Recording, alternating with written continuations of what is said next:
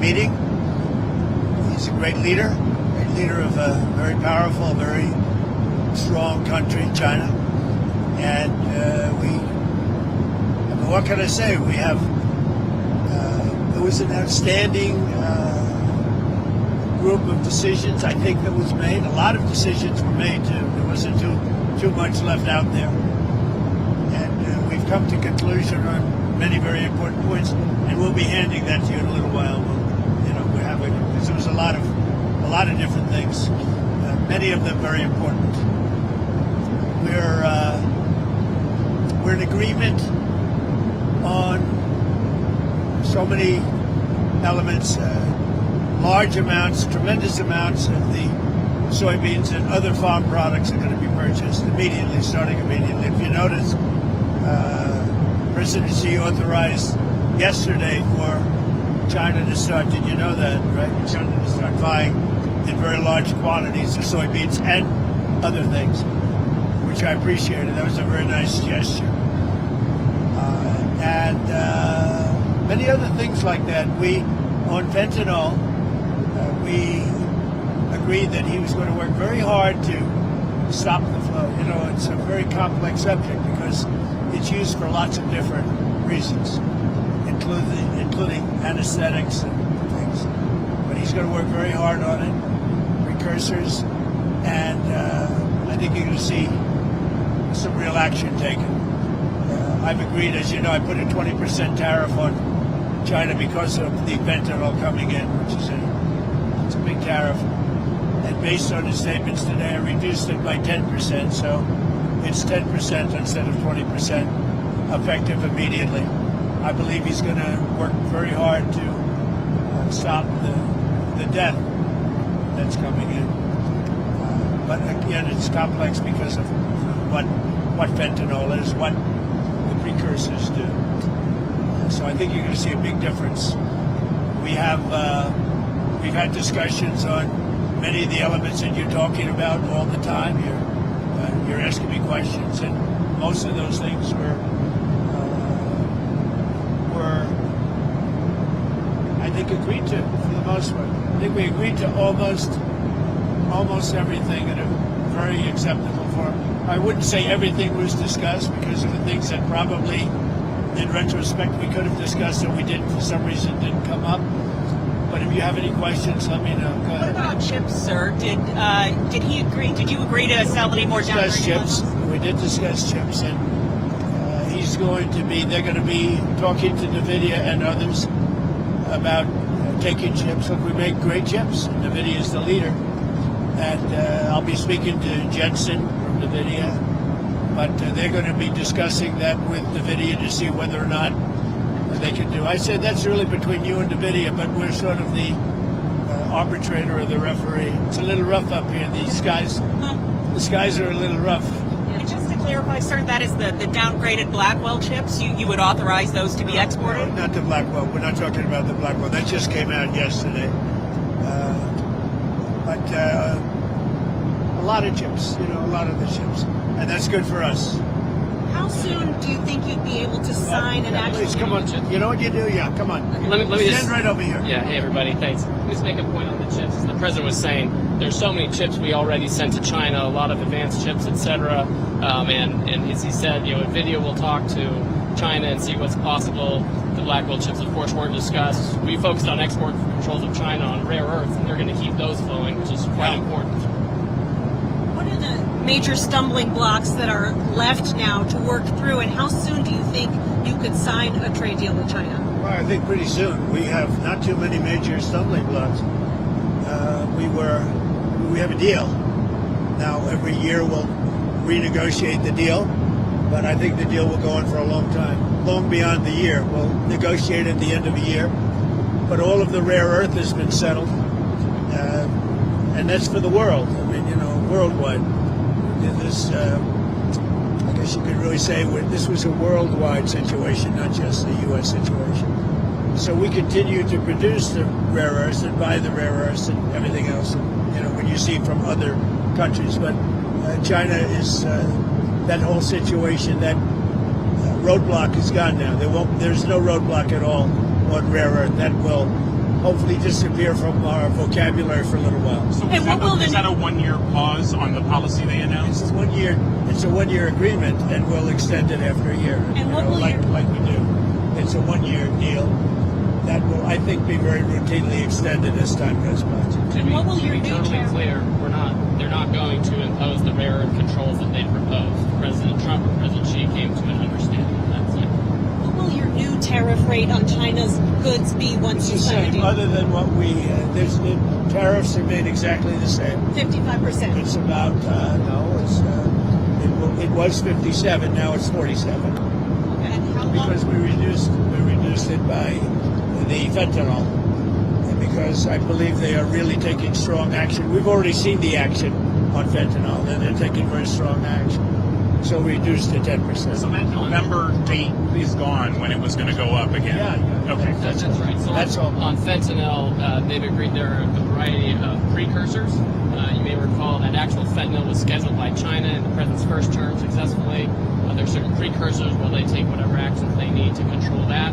If they can control rare earths, we know they can control the precursors. And President Xi, I think, was very strong in saying he was going to enforce those laws internally. And of course, we'll watch that, and we'll He's work going to with be them. very strong in enforcing the fentanyl, everything having to do with fentanyl and regulations internally, including taking very strong measures against those that don't obey. And a variety of other tariffs still remain. Section 301 tariffs from the original, a variety of Section 232 tariffs. Some of these tariffs are, as the president mentioned, around 40%. For some individual products, it may go up to 100%, but as a general matter, it's about 45, 47%. So, sir, it sounds like you might be going to China then after the successful Yeah, meeting. that's another thing we agreed. I'll be going to China in April, and he'll be coming here sometime after that, whether it's in Florida, Palm Beach, or Washington, D.C. Did you read anything on the shipping fees, the 301 shipping investigation? Well, that's been So we're going to postpone that while we negotiate with them about that issue. We're trying to rebuild shipbuilding. The Cranes just agreed to invest $150 billion in shipbuilding, so we think we have a good path forward. but that's no longer an issue. Did the war in Ukraine or Taiwan come up? We discussed that, and we discussed basically these are rough winds in Asia. I must tell you, this is a rough flight. We could have waited an hour, maybe. This is a little tough. These are tough conditions for interviews. You know, they're going to be watching Trump. They're going to say he didn't look too good. He's got the shakes. I don't have the shakes, but people are going to think I do.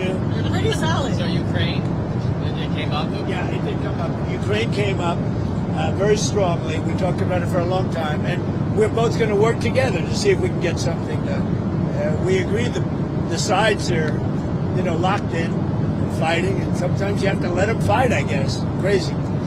But he's going to help us, and we're going to work together on Ukraine. There's not a lot more we can do. The oil, he's been buying oil from Russia for a long time. It takes care of a big part of China. And, I can say India's been very good on that front. But we didn't really discuss the oil. We discussed working together to see if we could get that war finished. It doesn't affect China. It doesn't affect us. And I'd like to see it done on the basis. I don't like to see 6, 7, 8,000 young people, mostly young people, for the most part soldiers, be killed. It's not costing us anything. In fact, we make money, and I don't even want to talk about making money. I don't care about making money in that case. But, we send weapons to NATO. They buy full price. They buy the weapons. They give them to whoever, but I think they give them probably to Ukraine for the most part. And we discussed it. We discussed all that. We're going to work together to try and get the war with Russia and Ukraine solved. What about the Taiwan issue, sir? It never came up. Taiwan never came up. It's not discussed, actually. What else didn't come up that you thought might come up? You had mentioned you didn't get to everything. We had a long meeting, as you know, but a lot of things we discussed in great detail. A lot of things we brought to finalization. A lot of finalization. I thought it was a great meeting. I think it was a very friendly meeting. It was a good meeting for two very large, powerful countries. And that's the way we should get along with the large, powerful. Why did you write your Truth Social about nuclear testing? What about resuming nuclear testing. What prompted you to do that right before the meeting? It had to do with others. They seem to all be nuclear testing. Russia? We have more nuclear weapons than anybody. We don't do testing. We've halted it many years ago. But with others doing testing, I think it's appropriate that we do also. Any details around the testing, sir? Like where, when? It'll be announced. We have test sites. It'll be announced. Did Israel give you a heads up before they bombed Gaza? And is it still a ceasefire if they're it's a stopping? ceasefire. It is. No, they had a sniper, and one of their soldiers were killed, and they did retribution. So we'll see. But it is a ceasefire.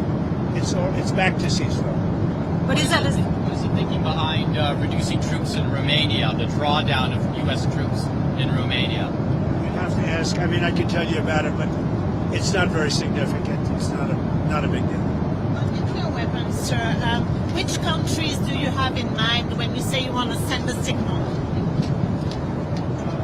What a rough ride this is.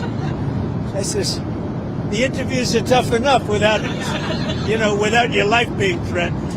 You guys okay? Yes, sir. That camera guy's very steady. We're going to look real bad today on television, I'll tell you. I think that, it's pretty much, I think we've discussed mostly what we said, pretty comprehensive. We're going to issue a statement on some of the details.